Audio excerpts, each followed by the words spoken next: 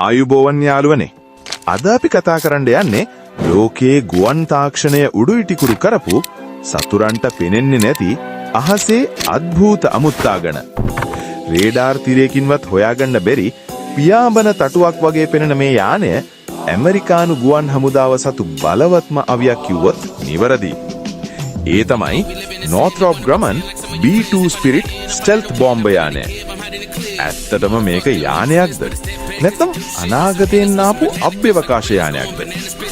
ඔන්න එහෙනම් අපි බලමු මේ ලෝකයේ මිල අධිකම සහ අභිරහස්ම යුද ගුවන් යානයේ සැඟවුණු කතාව.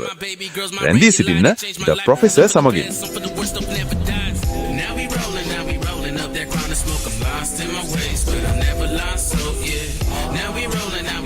ඔව්, B-2 යානය ගැන කතා කරද්දී මුලින්ම අපේ ඇසට හසුවන්නේ මෙහි ඇති අමුතුම හැඩයයි. ෆ්ලයින් වින් කියලා හඳුන්වන මේ නිර්මාණය නිසා මෙයට වලිගයක් නැහැ.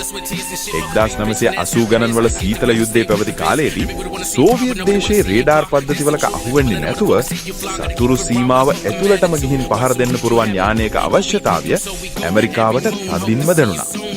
ඒ අවශ්‍යතාවයේ ප්‍රතිඵලයක් විදිහට තමයි මේ B-2 යානය උපත ලබන්නේ. දැන් අපි බලමු මේ යානය කොහොමද රේඩාර් පද්ධති වලින් හැංගෙන්නේ කියලා. B-2 යානය හදලා තියෙන්නේ විශේෂිත රේඩාර් කිරණ උරා ගන්නා ද්‍රව්‍යයකින්.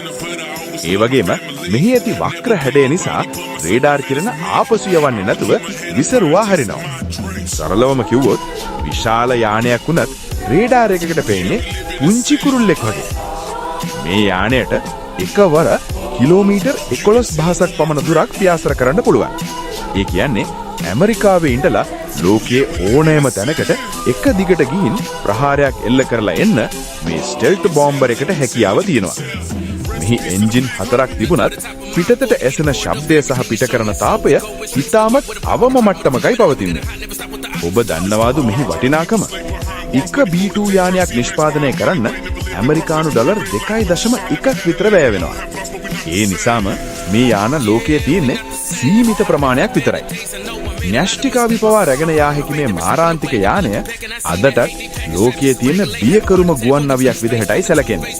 තාක්ෂණයේ කොයිතරම් දියුණු වුණත් B-2 කියන්නේ තවමත් නොවිසඳුණු ප්‍රහේලිකාවක් වගේම විස්මිත නිර්මාණයක්.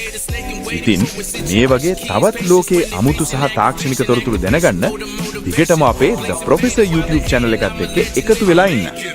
අද වීඩියෝ එක ගැන ඔබේ අදහස පල්ලෙහායින් කමෙන්ට් කරන්න අමතක කරන්න එපා. අපි තවත් වීඩියෝ එකකින් හමු වෙමු. හැමෝටම සුබ දවසක්.